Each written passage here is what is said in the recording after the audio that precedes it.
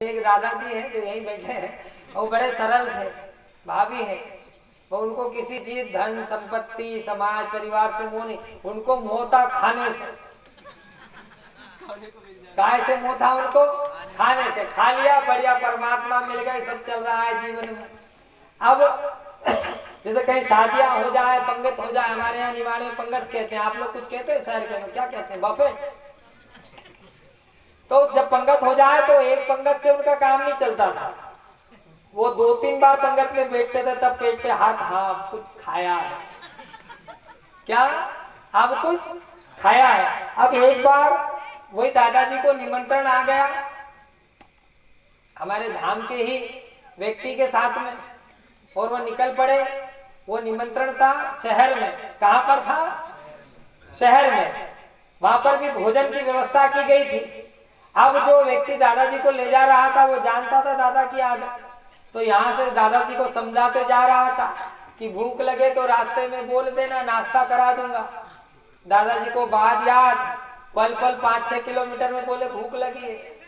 जब तक वो शहर में उस सज्जन के वहां पहुंचे नहीं जहाँ निमंत्रण था, 10, 12, 50 बार तो नाश्ता कर लिया। वहां जाके पूछे, हालचाल पूछा, थोड़ी देर बैठे, चर्चाएं करी, भोजन का टाइम लगा, सबको बैठाला गया।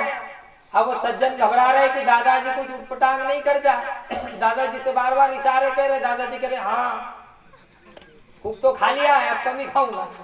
अब पंगत लगी, भोजन लगा, दादाजी कतार में बैठे थे। वो सज्जन जो लड़का उनको लेके गया वो सामने कतार में था।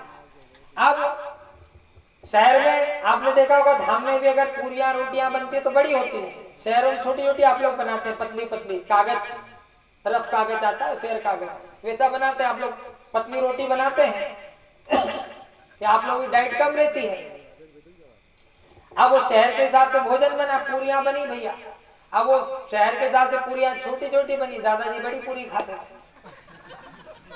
अब दादाजी के सामने भोजन आ गया, अब दादाजी खाने की शुरुआत करते हैं तो वो एक ही पूरी को एक ही कोल में सब्जी में लगाते हैं और खाते हैं।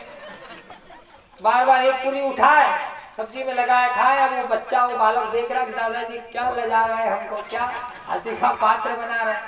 अब दादाजी को इशारे करे और दादाजी देखे तो दादाजी को वो इतने लोगों में बोल तो नहीं पाए कि एक पूरी के 2 टुकड़े तो कम से कम करके खाओ। दादाजी को बोले यूं मत खाओ, यूं खाओ, इशारे करे। अब दादाजी समझ में आई, वो लड़का कह रहा है कि एक एक मत खाओ, शायद कम पूरी बनी है, 2-2 खाओ। अब दादाजी भी सियाने, तेज बुद्धि के, पुराना चावल, 2 पूरी लगाए, सब्जी में डुबोए और मुंह में डाले, मुंह भर जाए, चबाए और खाए। अब लड़का बोले तो गंगा उल्टी नहीं गई, अब क्या करें? और लोग देख रहे हैं, आसपास के लोग।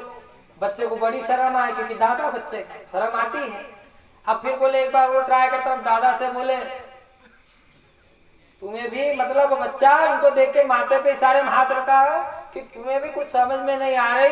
मैं कह रहा हूँ 1 नहीं 2 नहीं, एक पूरी के कम से कम 3 टुकड़े करके खाओ। वो इशारे करे दादा के सामने। और अब दादा बोले ये कह रहा है, एक भी पहले कह रहा था 2 खाओ 2 खा रहा था, अब कह रहा है पहले माथे को 3 पूरी लगा और फिर शायद पूरी कम है, अगली बार बांटने वाला परोसने वाला आए नहीं आए। अब दादा शाने 3 पूरी ले, सब्जी में भिगोए, माथे को लगाए और मुंह में। बच्चा बोले अब ठीक है, जो हो रहा है उसे होने दो। तो हमारे जीवन में भी अगर कोई घटनाक्रम घट जाता है और हम उसे रोक नहीं सकते, रोकने का प्रयास कर सकते और वो नहीं रुके तो समझ जाना ईश्वर की मर्जी है। जब दादाजी का पेट भर जाएगा अपने आप वो उठ जाएंगे, तो फिर उस समय हमको नीची गर्दन कर देनी चाहिए। अर्थात जब भी जीवन में समस्या आए, मार्ग नहीं मिले, तो फिर ईश्वर पर छोड़ के अपने दूसरे कामों में लग जाओ। आपको पता ही नहीं चलेगा कि पीछे वह समस्या कब आपकी समाप्त हो गई। यानी आपने नीचे गर्दन कर ली, दादाजी ने कब 3-3 पूरी खाई तो जल्दी पेट भरेगा, क्योंकि 3 पंगत में पेट भरता था। अब 3-3 पूरी खा रहे थे, उनका एक ही पंगत में पेट भर गया, तो कुछ तो अच्छा हुआ कि नहीं हुआ?